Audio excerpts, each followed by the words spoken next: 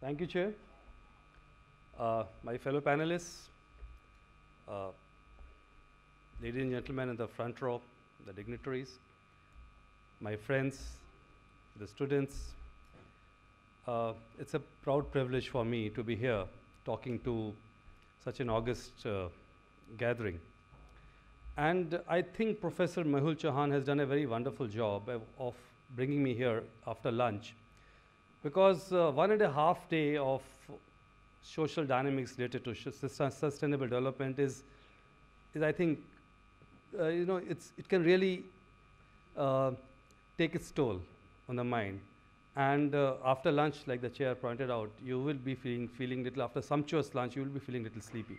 So I have to give you a different perspective. I have to give you something different, which you probably, up till now, you have not heard of. You've not related the terms strategic security with sustainable development or environment change. But believe you me, this is a very, very valid point, very, very valid subject. And in the next 10 minutes or so, I'd like to bring it to your notice how the two are interrelated, what are the correlations, and how important is this subject, not only from the point of view of social dynamics, the social infrastructure that we have been talking of up till now, but even from the security aspects, from the strategic aspects.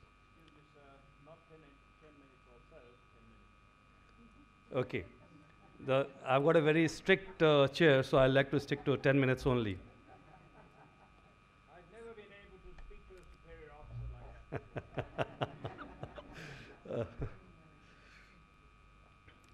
that. Okay, now, as my subject is about the strategic dynamic, I'll just like to very, very briefly touch on the social dimensions of sustainable development, which have been covered ad nauseum by the people who have been here since yesterday. Economic dimensions, I'm not going to go into it. You know very well, all of you are aware what are the economic dimensions of sustainable development, how does it impact us. One of the main thing which the larger picture is evolution or progress, development, growth. Are we evolving as a human species? Are we evolving, or actually we are going forward in an unmindful manner? Because that is our destiny. Because probably the human species has always done that. They have destroyed ourselves, we have built atom bombs, we have done everything. So do you think, is it the same thing is being repeated as far as the development story is being done, as far as the environment is being concerned? Are we doing it as the human race is apt to do in most of the things that we put our hands into? Is it our destiny? Are we destined to do this? Now that's something which is left to you. I'm not going to be covering this. How we are progressing, how we are developing, you know it very well. People have much better people than me have deliberated on it. I'm not going to go into this. The existentialism, the freedom of choice, this philosophy, most of you must be aware of that. We have been working with this principle of freedom of choice, that individuals have their freedom. They can work whatever they want. They can take on any particular direction that they want to. And that's what is considered to be giving space. That is what is considered to be giving the freedom of choice. And that is considered to be very good. But is it really? This is the question, the larger question that is there before this gathering. Is this really the correct choice that we are following? Because it doesn't seem so. Otherwise, this conference would not have been taking place. Sustainable development would not have been a question. Are we leaving the correct future for our posterity? This question, by the very fact that we are having this conference, is this the correct, is the freedom of choice actually being exploited by the masses? Which masses? I'm not going into this question. This question has been deliberated, and I'm not going into it. Okay, now what I'm going to go into is the strategic dimension. And this is where I'm going to be focusing on. The security element among the strategic dimension. National security and human security. How are these dimensions related to sustainable development? This is what I'm going to try to show, because most of the people have not spoken about this. Technology. Is it we are exploiting technology, or the technology that is falling in our hand is exploiting us? This is the question that I'd like to pose in front of you and try to answer in whatever best way I can. First, let's understand security. Most of you over here, sitting over here, will understand security as the traditional approach, safeguarding the borders from external aggression, measures against terrorism, pandemic, etc. That is what all of us understand security. And that's why we don't relate it to sustainable development, we don't relate it to environment change. Let's come to the non-traditional approach, where the climate change and human security actually has got an impact on the security of a nation. This is a non-conventional approach. This is not an approach which people all around the world have really given it a thought, but no more. The developing countries are still lagging behind as usual, and the developed countries have actually started putting it in the calculus of the national security angles which are taking place. Now, what are the non-conventional approach? What are the strategic vibrations of sustainable, unsustainable development that comes in? What are the policies that are being made? The first thing, the policies that are being made to ensure sustainable development. How do they affect the security apparatus of a country?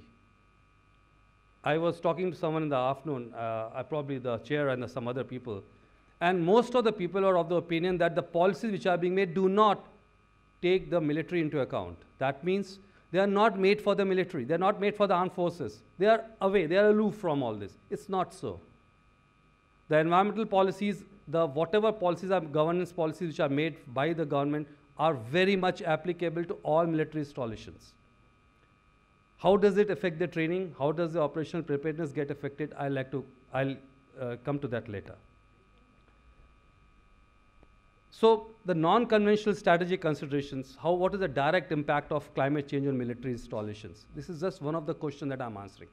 There are many other impacts, Siachen, etc., what is happening over there, how the unsustainable way that we are operating over here, long-term perspective. I'm not going into all those things. I'm talking of the peacetime operations of the military only. What is the effect of climate change on military installation, or not even climate change? A normal phenomena, a natural phenomena which takes place, like tsunami.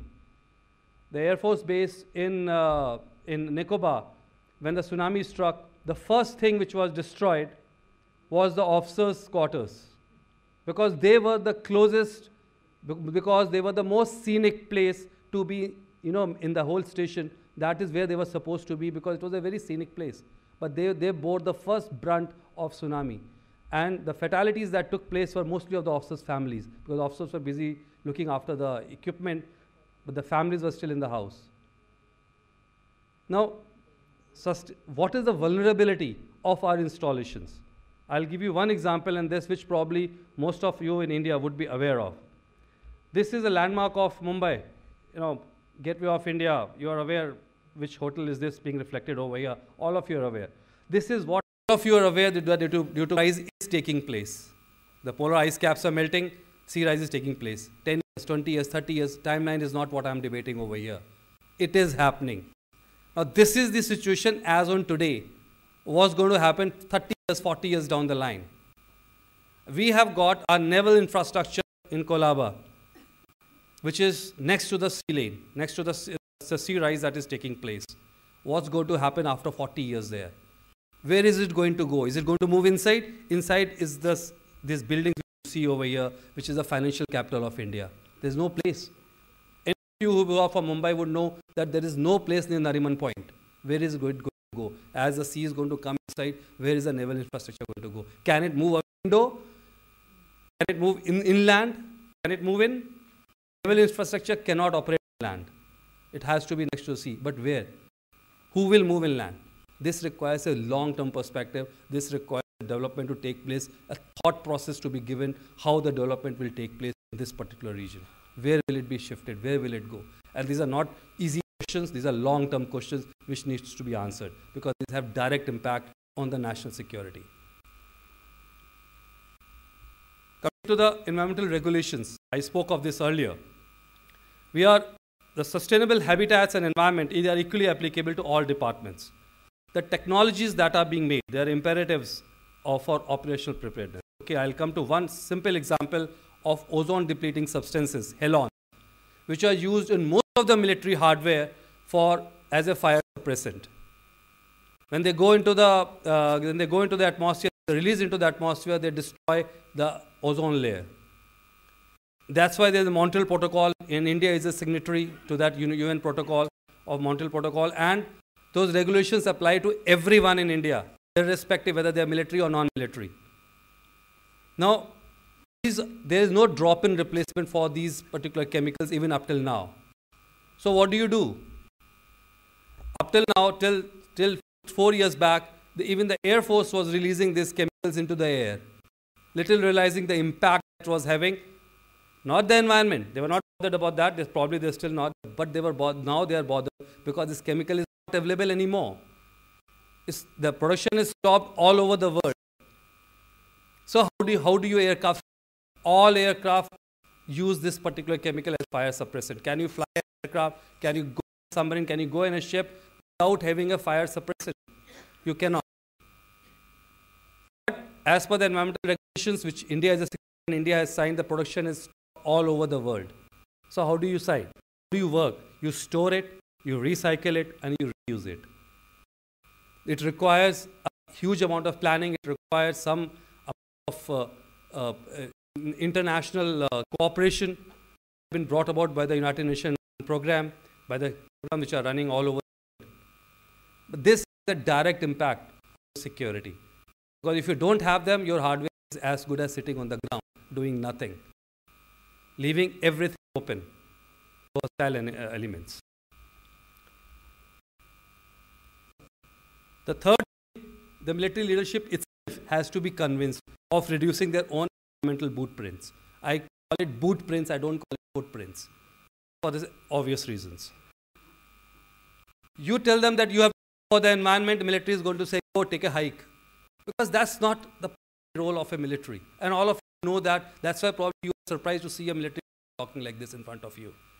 But you tell them that optimization of resources that is going to take place. The resource reduction that is going to take place to save costs. When it saves cost, you have more tooth-tool ratio, and got more operational preparedness because you can buy probably more hardware. You and this environment is always a good environment is always a byproduct. This is what they will listen to. I'm coming to the last slide, sir.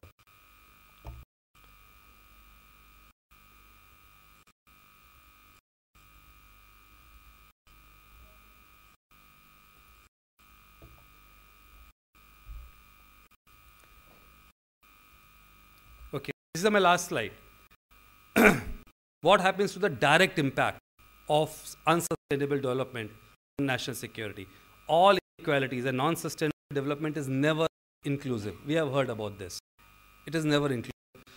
Class category distortions are very much part of unsustainable development. And in such a development process, it is the individuality which is the primary focus, which goes down. That is where the human security element comes in. Exploitation of human misery actually by vested interest leads to human insecurity. Individuals are affected.